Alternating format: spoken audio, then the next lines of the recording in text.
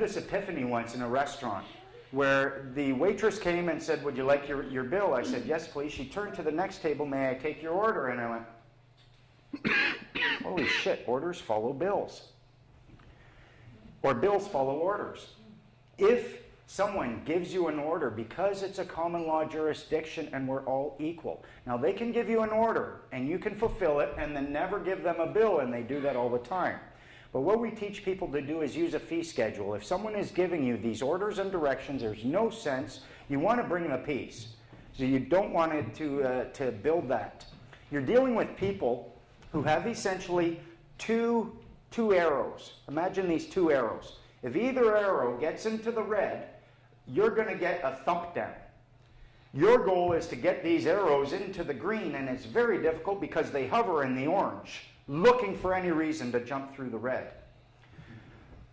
These arrows, you know what the cops' biggest control, you know what their biggest concern was when they were dealing with you? No. Their safety. That was number one. So if you don't realize that, you might start thinking, oh my God, they're being assholes, we're just trying to have some music, it's just a bunch of guys having fun. That's not their perspective. Their perspective is, these 50 people could lay a beating on me. You know what the second arrow is? It's the same one we all have. Are we going to be treated with dignity and respect? You want to deal with these cops in a manner where they will listen to your logic, your reason, your rational arguments. You have to get these arrows into the green. And the way to do that, what I say to them is, God's peace to you, peace officer. How can I help you? And you then hold them to the peace officer status. But in your situation, it could have been deemed to be a breach of the peace. If you were making noise after a certain time, interfering with someone else's peace, they would have been within their rights to come and tell you to turn it down. They likely shouldn't have done it that way. What I teach people to do is to file a fee schedule, whereby, yeah, you can give me an order, and I'll accept it, but you are going to pay me. I'm not fulfilling any order for you unless you pay me. An order of the court, I get paid. If they want my name, if they order me to do something, I do it under protest and duress, and I activate my fee schedule. Protest means if someone comes to you and says, wash my floor, and you say, no, show me a contract, I never agreed to do that, and they say, I'm ordering you to wash my floor, and I've got a gun, you're going to do it. The smart thing to do is not to argue. The smart thing to do is get washing that floor, but you do it under protest. The term protest legally means that one party is claiming there's a contract and a contractual obligation. The other party is saying, no, there's not. And I don't believe that there is, but I'm going to perform because I'm scared of you. So I'm going to perform, but you have 3 days to show me that contract that you claim exists. And if you don't show it to me, I get to write it myself. And I charge $1,000 per square foot of floor that I wash under protest. Would you like to place your order now? They back right off.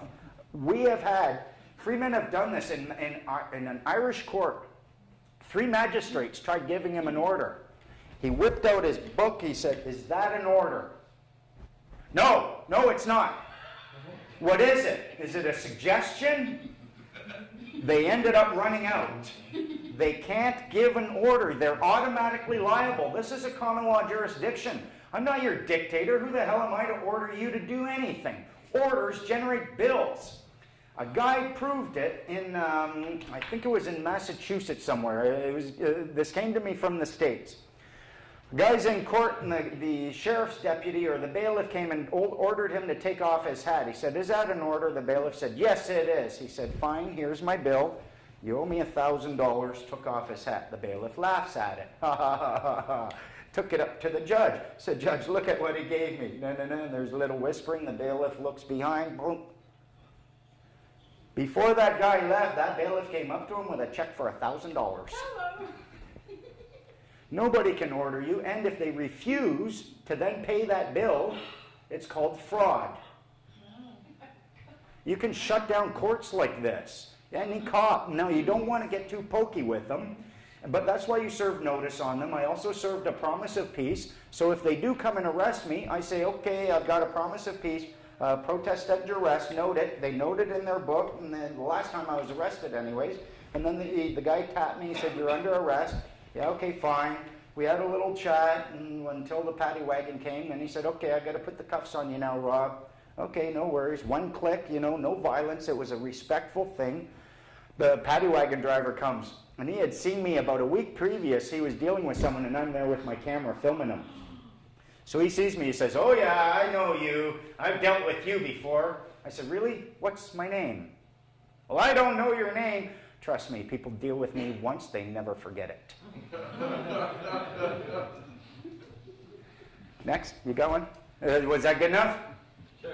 Fee schedules work, buddy. Accept their orders under protest and duress. Have a fee schedule filed.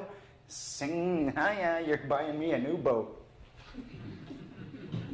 My question is, I'm just trying to understand the idea of a person versus a human, and whether that is really an artifact of the law as it's evolved, or whether that was like a premeditated separation to create this deception. I don't think it was meant to create the deception. I think it was created to provide us with an extraordinarily powerful tool against government tyranny. They require our consent. We can take it off, say no at any time. If we put it on, we can secure your services. But it's us who decide whether or not we want your services. And the thing is, they say it's a benefit.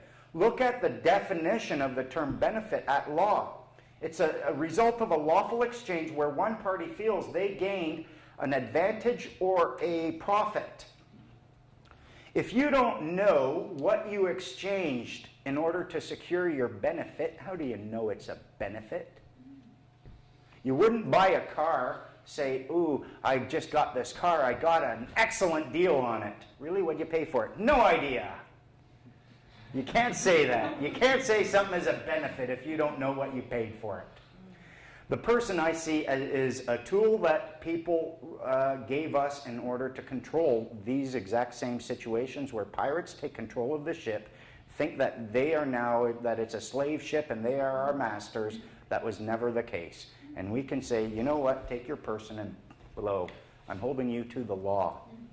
People are doing that. We've got freemen in Ontario who have went and filed private information against the chief of the OPP because they tried to intimidate him for his notice and claim. And now they went to a judge, laid the information, and he's now facing some very serious charges. And the judge had no choice, said, yep, you're right, he did this, he's not allowed to, go. So we do have our power, but it's only if we stand up. Having the knowledge is useless if it isn't covered with action. It has to be followed by action. So I think it's a good thing. I don't see it as created to deceive. I see it as created to give us a tool against their deception. But if you never know it's there. Anyone else? Yeah, you said you can drive without an insurance and... No, I said I can travel. Travel, yeah. Do you have any other documentation, or is it just your knowledge that you... No, I serve a notice of understanding and intent and a claim of right. I'm going through the whole process again for a specific thing, a little movie that I'm making. Now that I found the situation about in Alberta, I've got a much more powerful argument. So I'm going to be bringing that out and filming it. I'm also going to be becoming a peace officer. Any one of you could become a peace officer if someone just turned to you. Actually, you could all become a peace officer with $1.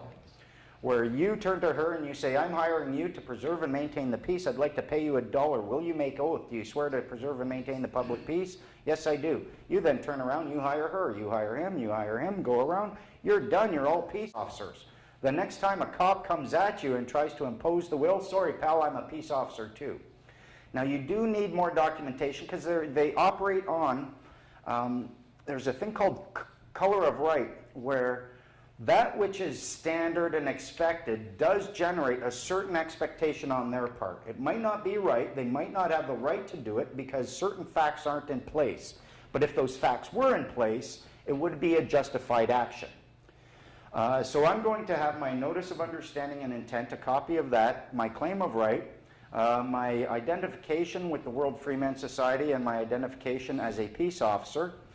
One of the things, they could stop you if you don't have some form of plate or identifying thing on it, because then they can, their color of right is it might have been a stolen vehicle. So I'm going to have private property on it, not for hire. and then have a couple of sections